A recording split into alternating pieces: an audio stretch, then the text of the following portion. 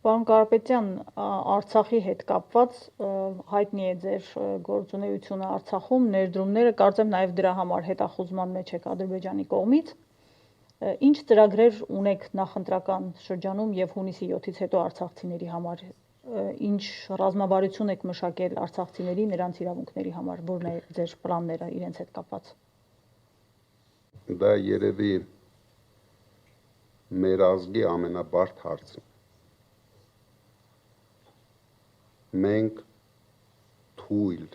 անկարող իշխանության շնորհիվ այսօր ունենք փաստ, կորցրած մեր երկրորդ հայրենիքը։ Առաջերտին մենք պետք է ապահովենք արցախահայության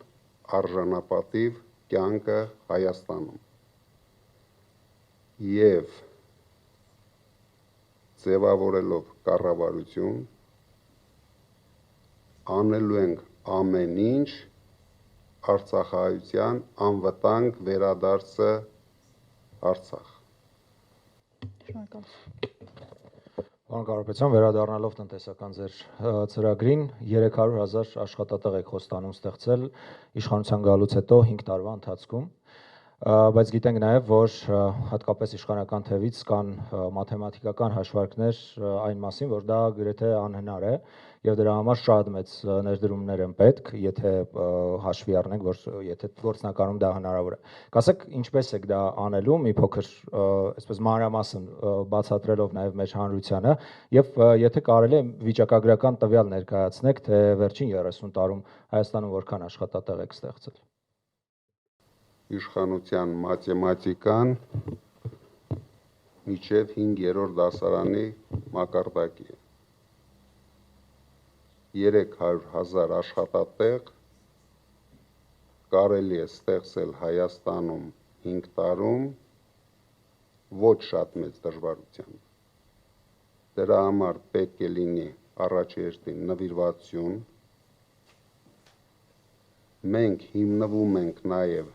մեր անձնական հնարավորությունների վրա, մեր գործընկերների վրա, մեր սփյուռքի հայրենակիցների վրա, վերադարձնելով վստահությունը Հայաստանի նկատմամբ, մենք լուրջ խթանելու ենք ներդրումային հոսքերը Հայաստան։ Պետությունը կանգնելու է բիզնեսի կողքին։ Դուք գիտեք, որ հիմա բիզնեսը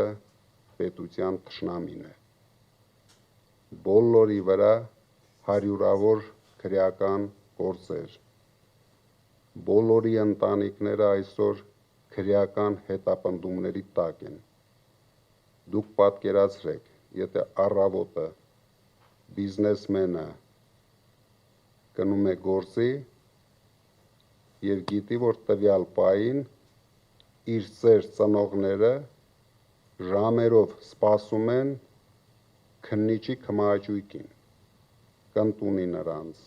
քանի ժամ պահի իր կողքը։ Եթե բիզնեսմենի երեխաները թեկուզ եւ չափած առավոտից երեկո գտնվում են տարբեր հաստատություններում,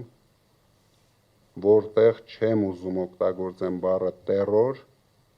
բայց ենթարկվում են ցանկացած տիպի բռնությունների, որ բիզնեսմենը ցանկություն կունենա ներդրում անել այս երկրում։ Գլխավորը մենք պետք է վերադարձնենք վստահությունը, գլխավորը մենք պետք է վերադարձնենք սփյուռքի վստահությունը իրենց հայրենիքի նկատմամբ։ Մենք Հայաստանը դարձնելու ենք 10 միլիոն հայի հայրենիք, իսկ Փաշինյանը ուզում է դարձնել 3 միլիոն հայի եւ 300,000 ադրբեջանցու հայրենիք։ Այդ քայլերով դուք վստահ եղեք, բացարձակ դժվարություն չկա, շատ արագ դուք տեսնեք նույնիսկ առաջի արդեն ամիսներից դուք տեսնեք այդ զարգացումները։ Ինչ վերաբերվում է մեր ընկերության ներդրումային ծրագրերին,